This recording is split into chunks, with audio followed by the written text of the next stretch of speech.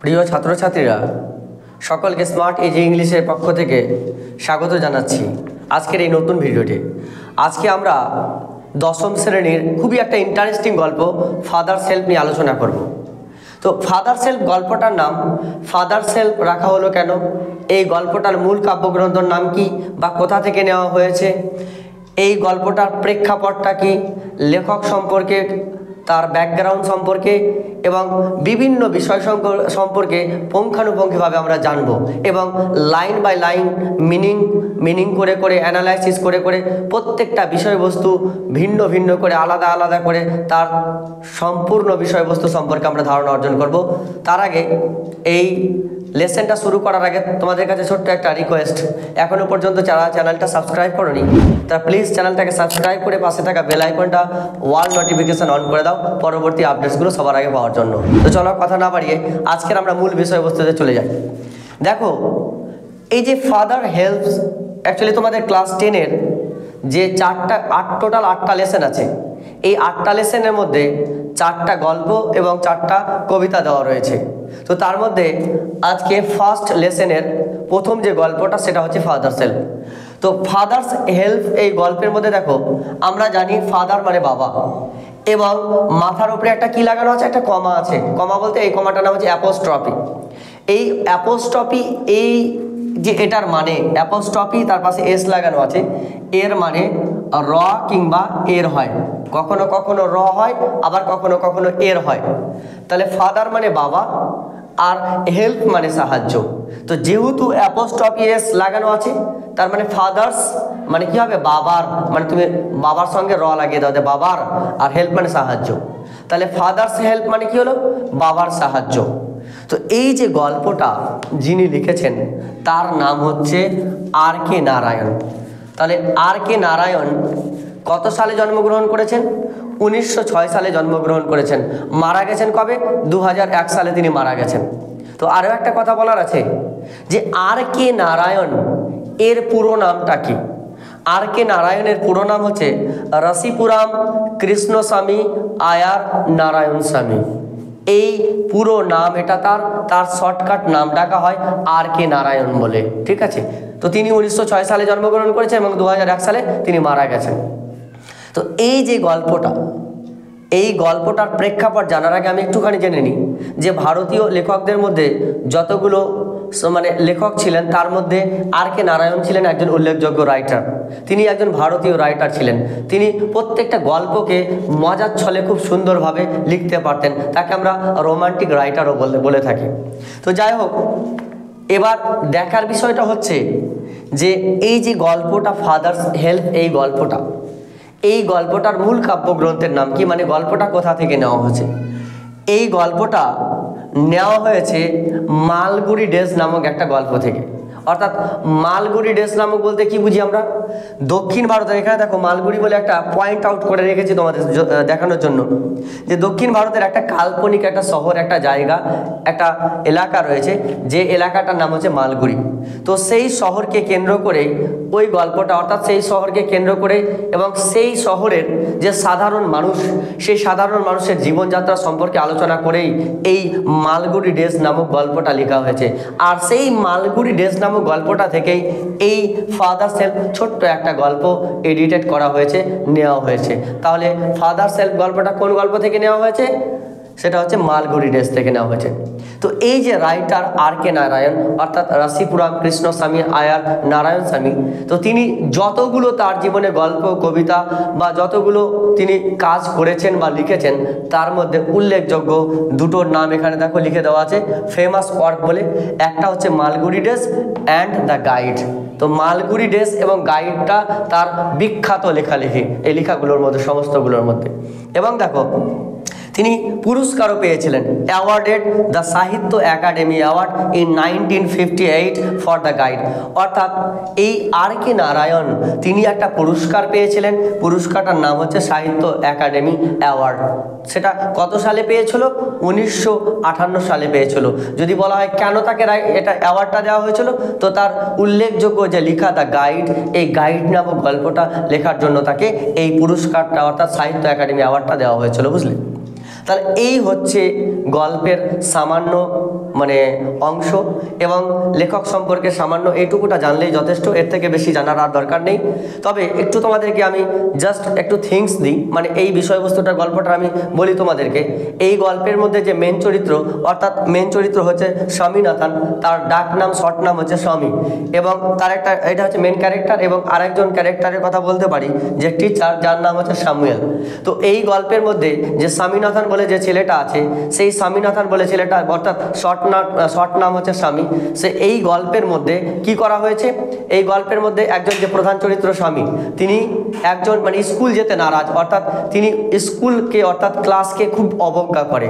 মানে আমরা দেখতে পাই এই গল্পের মধ্যে যে স্বামীনাথন বলে যে ছেলেটা আছে, তিনি স্কুলের কথা বললেই যেন তার মধ্যে একটা অনীহা ভাব বা প্রকাশ করে। তিনি স্কুল না যাওয়ার জন্য অনেক রকম অজুহাত খুঁজে এবং স্কুলকে প্রচণ্ড অবহেলা করে। তার এই গল্পের মধ্যে যে কিভাবে ছেলেটা, একটা ছেলে স্কুল মানে স্কুলের প্রতি তার যে অনীহা, কেন স্কুলের প্রতি এতটা অনীহা, কিভাবে সে ফাঁকি মারে স্কুলকে, তার পূর্ণাঙ্গ বিষয়বস্তু এই গল্পের মধ্যে দিয়ে আমরা জানবো। ঠিক আছে, তো আর দেরি না করে চলো দেখো পাঠ্য বইতে, দেখো পাঠ্য বইয়ের বিষয়বস্তুগুলো আজকে দেখো শুরু করে দিচ্ছি। দেখো ফার্স্ট ইউনিটের ফার্স্টে বলা আছে, দেখো যে লাইং ইন বেড, গল্পটা স্টার্টিং পয়েন্টে দেখো, স্ক্রিনে লক্ষ্য করো, স্ক্রিনে তোমাদের এই গল্পের লাইন বাই লাইনগুলো দেখে দেখে তোমরা অথবা তোমরা টেক্সট বইটা নিয়ে নাও সামনের দিকে এবং বোঝার চেষ্টা করো। দেখো কি বলা হয়েছে, লাইং ইন বেড, লাইং মানে শুয়ে থেকে, ইন বেড মানে বিছানাতে, স্বামী রিয়ালাইজড, এই রিয়ালাইজড শব্দটার মানে কি, বুঝতে পারা, অর্থাৎ বুঝতে পেরেছিল।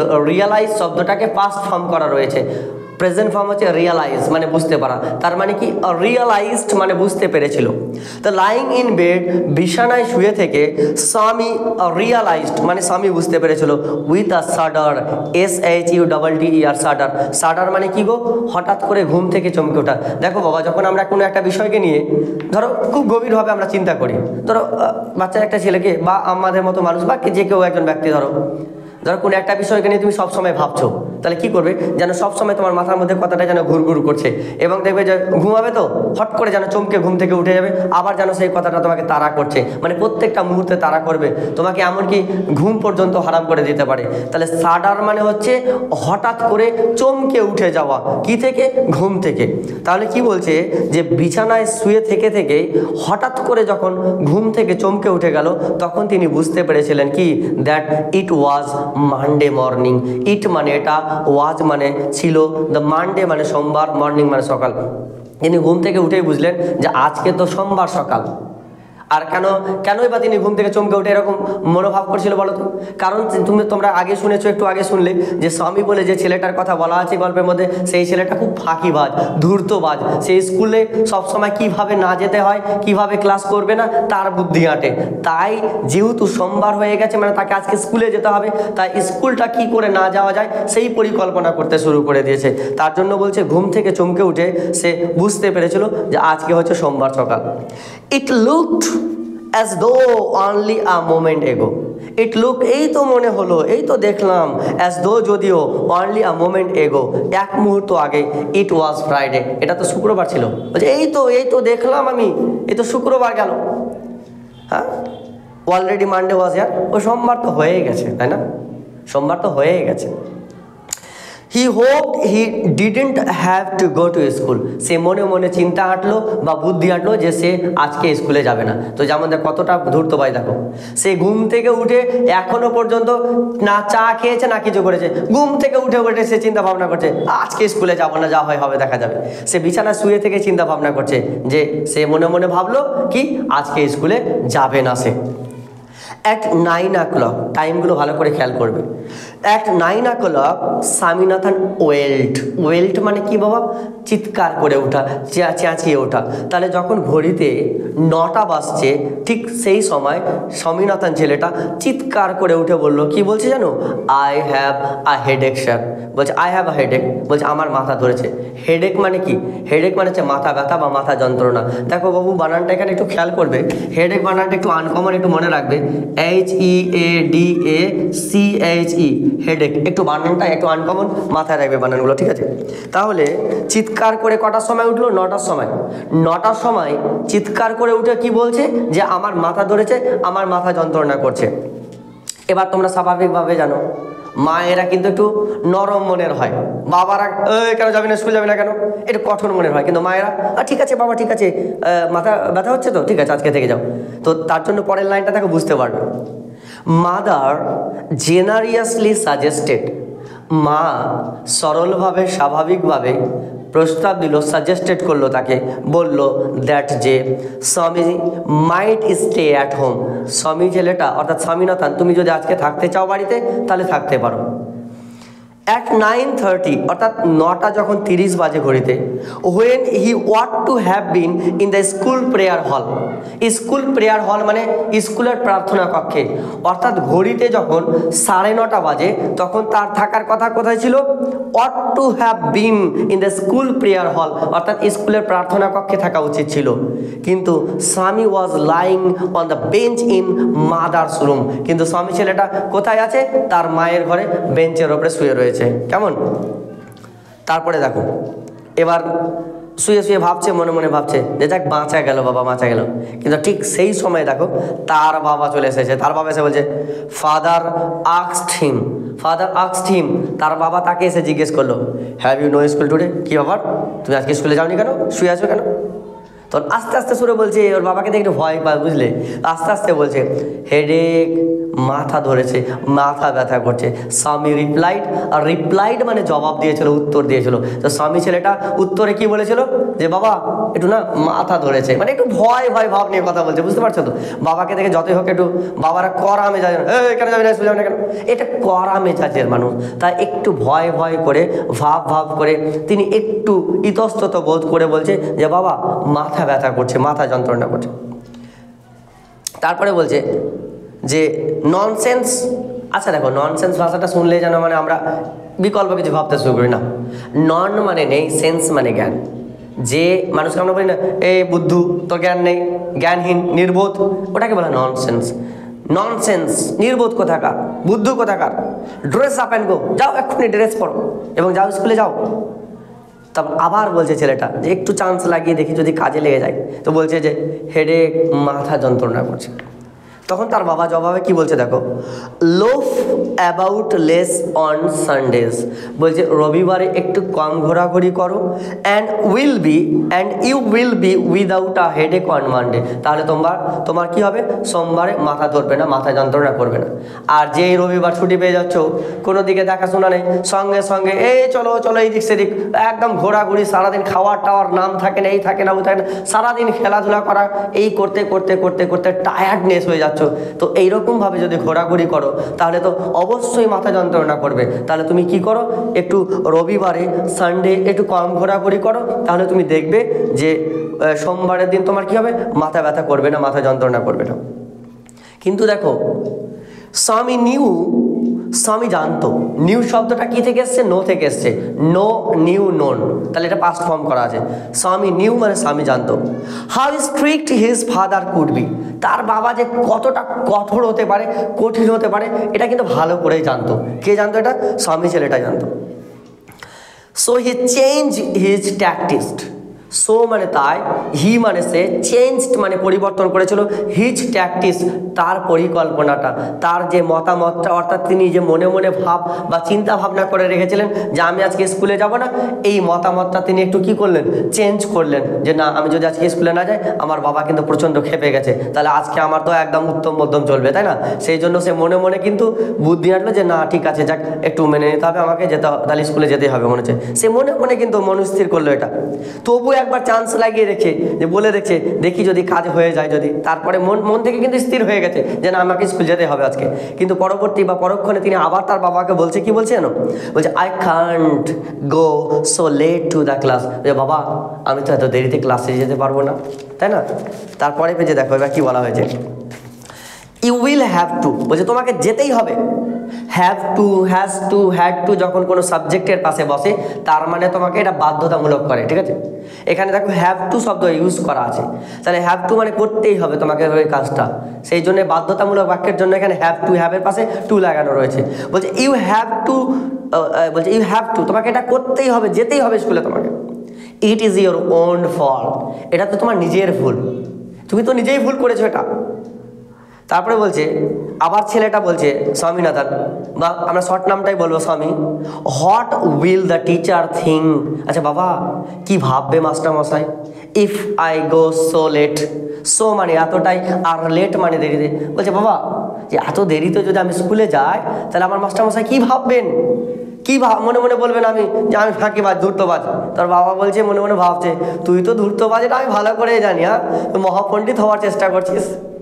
কিন্তু ছেলেটা তার বাবাকে কি বলছে যে বাবা মানে বাঁচার জন্য বলছে যে আজকে যাতে অ্যাবসেন্ট হয়ে যায় সেই জন্য বলছে যে বাবা কি মনে করে মাস্টারমশাই যদি এত দেরিতে ক্লাসে যায় তো আজকে থাক বাবা, এরকমভাবে একটু মনে মনে বলতে চাইছে, সে চান্স লাগিয়ে দেখছে যদি কাজে লেগে যায়, কিন্তু মন থেকে কিন্তু ভেবে আছে কি না যেতে হবে। তখন তার বাবা উত্তরে কি বলছে দেখো, টেল হিম, তাকে গিয়ে বলবে, ইউ মানে তুমি, কি বলবে বলছে ইউ হ্যাড আ হেডেক, তোমার মাথা যন্ত্রণা করছিল, অ্যান্ড সো আর লেট, আর সেই জন্যই তোমার স্কুলে আসতে দেরি হলো। তুমি স্কুলে যাবে এবং গিয়ে কি বলবে, তোমার স্যারকে গিয়ে বলবে যে স্যার আমার মাথা ধরেছিল, আমার মাথা যন্ত্রণা করছিল, তার জন্য আমার স্কুলে আসতে অনেকটা দেরি হয়ে গেছে, ঠিক আছে। তখন ছেলেটা বলছে কি বলছে দেখো, মানে আস্তে আস্তে অজুহাতটা বাড়াতে বাড়াতে বাড়াতে পর্যায়টা কঠিনের দিকে নিয়ে চলে যাচ্ছে, মানে একটার পর একটা মিথ্যা কথা বলতে বলতে শেষ পর্যায়ে চলে যাচ্ছে। তখন কি বলছে দেখো, he will scold me, SCOLD, scold, scold মানে বকাবকি করা, তাহলে হি উইল স্কল্ড মি, সে আমাকে বকাবকি করবে, ইফ আই সে সো, সে মানে বলি, আর সো মানে এইরকম, যদি আমি এরকমভাবে বাবা বলি না যে আমার মাথা যন্ত্রণা করছিল তার জন্য আমার স্কুলে আসতে দেরি হলো, যদি এরকমভাবে কথা বলি তাহলে আমাকে মাস্টারমশাই না খুব বকাবকি করবে। তারপর বাবা বলছে মাস্টারমশাই বকাবকি করে সমস্যা বলার পরে, আচ্ছা ও বলছে উইলি কেসে, কে লেট আসছি, চলো আমাকে একটু বলো তার সম্পর্কে, দেখি আমি তার ব্যাপারে জানি। হোয়াট ইজ হিজ নেম, আচ্ছা তার নাম কি, মাস্টারমশাইয়ের নাম কি। এবার ছেলেটা তো ভাবছে যে যা বাবা এবার তো বিপদ আসলো, কিন্তু তার বাবাকে তো উত্তরটা বলতেই হবে, নাহলে সে ধরা খেয়ে যাবে, তাই না। সেই জন্য তার বাবাকে উত্তরে বলছে সামুয়েল, মানে আস্তে সুরে বলছে যে মাস্টারমশাইয়ের নাম সামুয়েল, অর্থাৎ স্যামুয়েল স্যার, ঠিক আছে। তখন তার বাবা জিজ্ঞেস করছে আচ্ছা does he always scold the student, আচ্ছা সে কি সবসময় ছেলে মেয়েদেরকে বকাবকি করে নাকি, স্টুডেন্ট মানে ছাত্রছাত্রীকে, আর স্কল্ড মানে বকাবকি করা, অলওয়েজ মানে সর্বদাই, আচ্ছা কি সে কি সর্বদাই বা সবসময় কি ছাত্রদেরকে বকাবকি করে নাকি। তখন ছেলেটা বলছে এই he is very angry man, সে খুবই রাগী মানুষ। আমাদের মাস্টারমশাই না চরম রাগী মানুষ, রেগে গেলে কঠিন অবস্থা, বলে চরম রাগী মানুষ। He is specially angry with the boys, সে ওই সমস্ত ছেলেগুলোর ওপরে আরও প্রচণ্ড ক্ষেপে যায়, রেগে যায়, হু কেম ইন লেট, যারা ক্লাসে দেরিতে আসে। দেখছো কেমন গেম খেলছে বাবার সাথে, বাবাকে এমন অজুহাত দিচ্ছে ছেলেটা যে বাবাকে বলতে চাইছে আমি তো লেট করেছি, আর ওই মাস্টারমশাই এমন একে তো রাগী মানুষ, তার মধ্যে ওই সমস্ত ছেলেগুলোর উপরে রেগে যায় যারা ক্লাসে একটু লেটে আসে, দেরিতে আসে, তাই না। আই উড নট, এটা হচ্ছে ফুল ফর্ম হচ্ছে উড নট, আমরা শর্টকাটে বলবো উডন্ট, কি বলবো উডন্ট, তাহলে I wouldn't like to go late to the Samuel's class, বলছে বাবা না আমি না সামুয়েল স্যারের ক্লাসে এত দেরিতে যেতে পারবো না বাবা। তখন বলছে দেখো যে ইফ হি সো অ্যাংরি, যদি সে এতটাই রাগী হবে, এতটাই যদি তার মধ্যে এত রাগ হবে, এতই যদি এরকম অ্যাংরি ম্যান হয়, হোয়াই নট, কেন নয়, টেল ইউর হেডমাস্টার, তোমরা কেন হেডমাস্টার মশাইকে জানাচ্ছ না, বলছো না কেন কথাটা, অ্যাবাউট ইট, এই বিষয়টা নিয়ে, যে আমরা স্যার কোনো বিষয়বস্তু নিয়ে কথা বললে সামুয়েল স্যার প্রচণ্ড রেগে যায়, আমাদের কোনো কথাই শোনে না, কোনো কথাই রাখে না। এই যে একটা মনোভাব তৈরি হয়েছে তোমাদের মধ্যে, এই যে এরকম যে ব্যবহার করে মাস্টারমশাই, তাহলে তোমরা তো সকলে মিলে একসঙ্গে গিয়ে হেডমাস্টার একটা কমপ্লেন করতে পারো, তাই না, যে স্যার আমরা সমস্যার কথা স্যারকে বলি কিন্তু স্যার আমরাকে ধমক দিয়ে তাড়িয়ে দেয় বা কোনো গুরুত্ব দেয় না, আমাদেরকে শোনে না, তোমরা তো গিয়ে একসাথে গিয়ে হেডমাস্টার মশাইকে গিয়ে বলতে পারো, তাই না। তখন কি বলছে ছেলেটা জানো, বলছে দে সে, তারা বলেছে, আচ্ছা দে মানে কে বাবু বলো তো এখানে, দে মানে তারা মানে ছাত্রগুলো মিলে, সকলে ছাত্রগুলো মিলে তারা বলেছে দ্যাট ইভেন তারা এমন কি the headmaster is afraid of him, অর্থাৎ হেডমাস্টার মশাইও নাকি তাকে দেখে ভয় পায়।